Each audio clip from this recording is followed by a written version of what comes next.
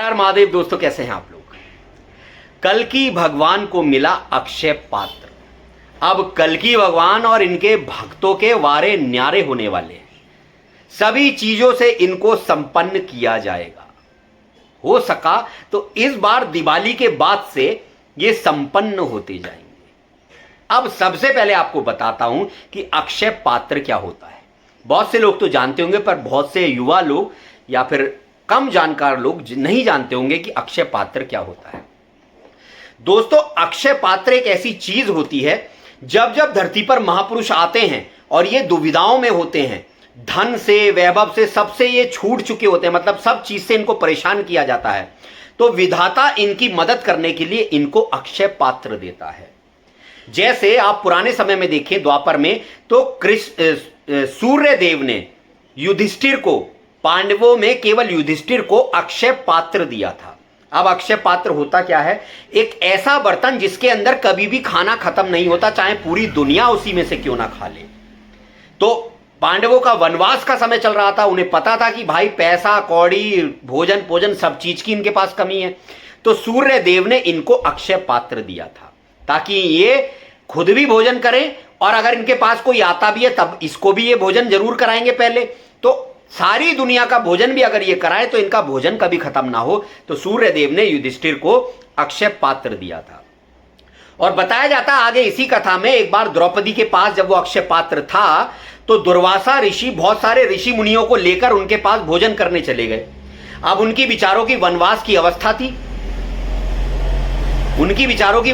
अवस्था थी, गरीबी में जी रहे थे, तो इतने सारे लोगों को भोजन कहां से कराएं। तो द्रौपदी ने खाना वाना बनाया, सब पांडव खाना वाना खाकर बैठ गए थे। जब लास्ट में सब कुछ खत्म हो गया तो दुर्वासा ऋषि खूब सारे ऋषि मुनियों के साथ आ गए और भोजन के लिए कहने लगे। अब अगर वो भोजन नहीं देती तो श्राप मिलता उनको। उन्होंने कृष्ण भगवान को याद किया। कृष्ण भगवान ने कहा, देवी तुम्हारे पास जो ये बर्तन है ये तो अक्षय पात्र है, ध्यान से देखो उसके अंदर अब भी एक चावल का दाना लगा हुआ है। इस चावल के दाने को इन सबकी थाली में छोटा छोटा सा परोस दो। उन्होंने परोसा, उन सब का ऐसा पेट भर गया कि जैसे 56 भोग खा लिए हो। तो अक्षय पात्र की कुछ ऐसी महिमा थी कि जब महापुरुष गरीबी और वनवास या फिर ऐसी स्टेजेस से गुजरते हैं तब इनको ये अक्षय पात्र दिया जाता है। और ये महापुरुषों के साथ गरीबी, बीमारी, अपमान ये तो चलता ही है। जब ये जन्म लेते हैं धरती पर तो इनसे सब चीजें छीन ली जाती हैं, धन वैभव संपत्ति सब छीन लिया जाता है, इन्हें बिल्कुल गरीब इंसान बना दिया जाता है। क्योंकि आज की दुनिया में सबसे डिप्रेस्ड जो इंसान होता है वो गरीब होता है। तो कल्कि भगवान कह लीजिए, जितने भी अवतार कह लीजिए, इन सबको पैसे से बिल्कुल खाली कर दिया जाता है ताकि ये डिप्रेशन में ही डाउन रहें, ये आध्यात्मिक जगत तक पहुंच ही ना पाए। आप सुदामा को देख लीजिए, पाई पाई से मोहताज कर दिया था, रोटी रोटी के लिए भटकते थे। पांडवों को देख लो, राजपाट होते हुए सब छीन लिया, उनका वनवास भेज दिया, पैसे वैसे से सबसे खाली कर दिया। राम भगवान को देख लो, वनवास पैसे से खाली। तो इन सबके साथ जितने भी महापुरुष आते हैं इनके साथ लीला ही ये करी जाती है कि इन्हें पैसे से खाली कर दिया जाता है। क्योंकि अगर मान लीजिए, ये देखिए मुझे डिस्टर्ब करने कितनी चीजें आती हैं, आप ये देख लीजिए, मैं तरीके की बात बताता हूं। तो मान लीजिए कि अगर एक पैसे वाला आदमी है, वो दुनिया को कहे कि भाई ये है, तो उसकी बात सब मानते हैं। आज ही आप मान लीजिए एलन मस्क हो या फिर हमारे भारत में ही अंबानी कहे कि भाई ये करने से ये होता है, तो सब उसकी बात मानते हैं। अरे यार पैसे वाला आदमी है, सही कह रहा होगा।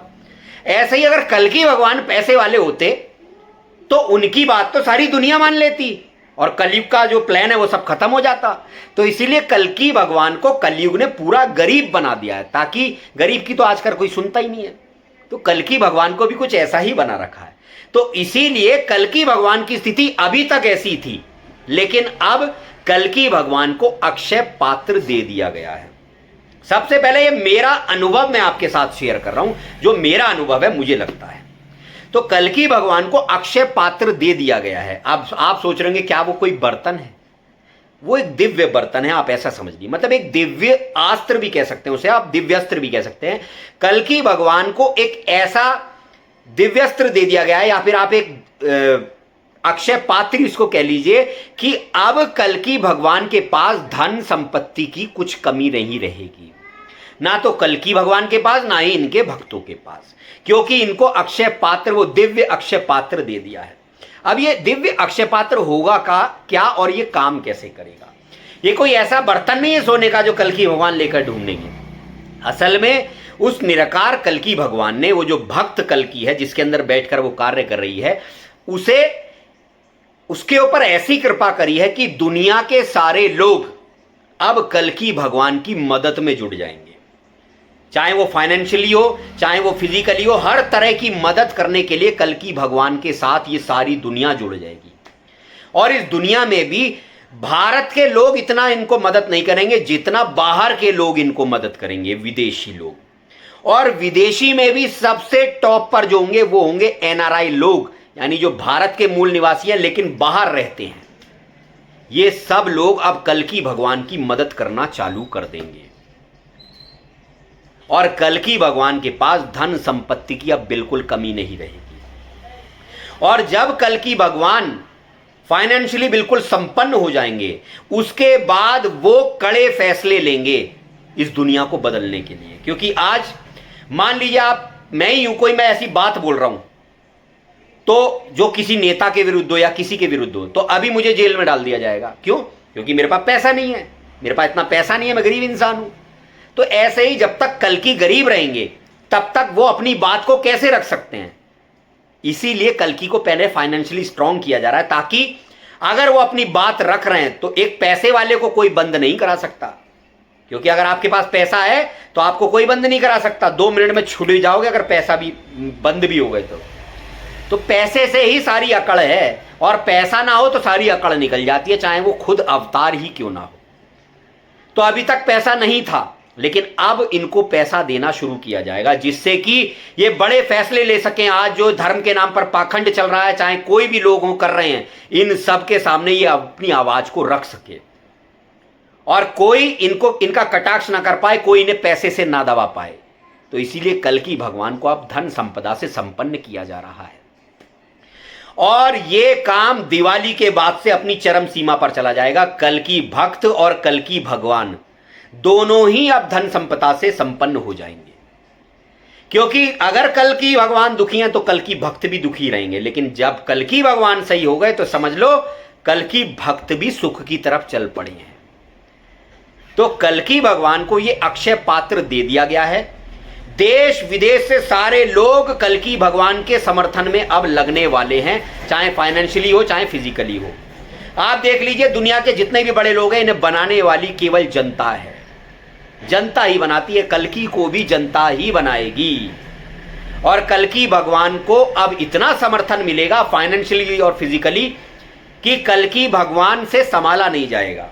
और जब उन्हें लगेगा, क्योंकि कल्कि भगवान की तो इच्छा केवल इतनी है, साईं इतना दीजिए जामे कुटुंब समाए, मैं भी भूखा ना रहूं, कोई साधु भूखा ना जाए। कल्कि भगवान तो केवल इतना मांगेंगे कि हे प्रभु, मुझे इतना दे कि मैं अपने परिवार का पालन पोषण कर सकूं, और मेरे पास कोई मांगने आए तो मैं उस गरीब को भी दे सकूं। तो कल्कि भगवान की सोच के चलते अब कल्कि भगवान को इतना धन दिया जाएगा कि आप मान लीजिए कल्कि प्रकट होने से पहले दुनिया के सबसे अमीर इंसान बनेंगे। और जब दुनिया का सबसे अमीर इंसान आध्यात्म की लहरें मार रहा होगा, अध्यात्म का ज्ञान दे रहा होगा, और वो भी बिल्कुल शुद्ध वाला, तो सब समझ जाएंगे कि यही विष्णु है, यही कल्कि है। अरे लक्ष्मी किसकी दासी है? विष्णु की। अभी तक लक्ष्मी राक्षसों में थी, राक्षस लक्ष्मी को ले गए। आज देखा होगा राक्षस प्रवृत्ति के लोगों के पास ज्यादा धन है, लेकिन अब लक्ष्मी फिर वापस ले ली जाएगी। लक्ष्मी फिर वापस ले ली जाएगी, और लक्ष्मी कल्कि के पास आते ही देवता धन संपन्न हो जाएंगे।